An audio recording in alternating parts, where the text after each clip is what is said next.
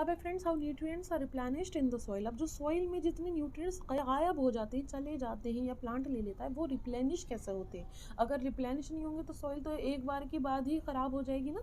तो अब हम ये पढ़ते हैं कि plants absorb minerals and nutrients from the soil, so their amounts in the soil keep on declining. मैंने आपको बता दिया ये। तो फर्टिलाइजर्स और मैन्योर्स ऊपर से डाले जाते हैं जिनमें न्यूट्रिएंट्स होते हैं, जैसे कि nitrogen, potassium and phosphorus. These nutrients need to be added from time to time. इन्हें टाइम टू टाइम हमें डालना ज़रूरी होता है ताकि हमारी सॉइल की जो फर्टिलिटी वो मेंटेन करके रहे।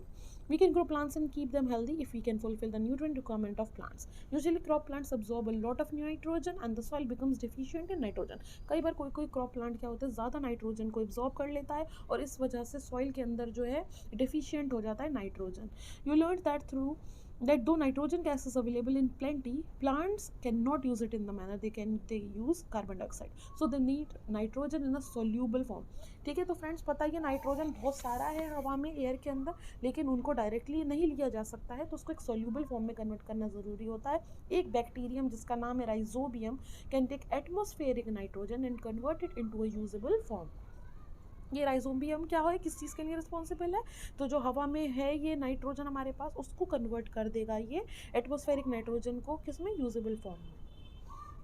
But rhizobium can not make its own food, लेकिन इसकी भी एक डिसएडवांटेज है कि ये अपना खाना खुद नहीं बना सकता। So it often lives in the roots of gram, peas, moong, beans and other legumes. और प्लांट्स है ना, उनके साथ रहता है and provides them with nitrogen, उन्हें नाइट्रोजन देता रहता है, उनसे खाना लेता रहता है। और plants provide food and shelter to the bacteria, they thus have a symbiotic relationship. तो ये भी एक तरह की 3 एग्जाम्पल्स यहाँ पे हैं सिम्बायोटिक रिलेशनशिप के।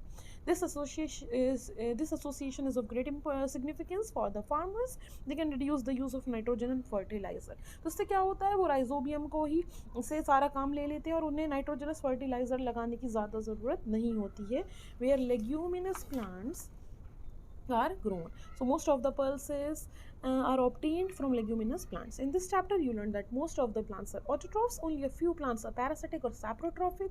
They derive nutrition from other organisms. All animals are categorized as heterotrophs since they depend on plants and other animals for food. Can we say that the insectivorous plants are partial heterotrophs? So friends, with this we finish the chapter. If you have any question or any query regarding this chapter or the back exercises, just pin me a comment and I will surely reciprocate. I will see you in the next video with the next chapter. See you again and please subscribe the channel. It's totally free. Bye bye.